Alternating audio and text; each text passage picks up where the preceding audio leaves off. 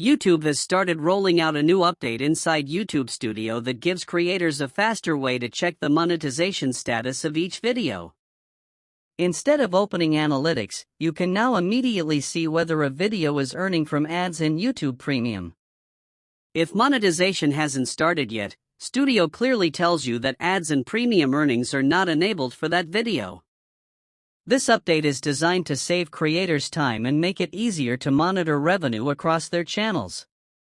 The feature is currently being released gradually, so if you don't see it yet, it should arrive on your account soon.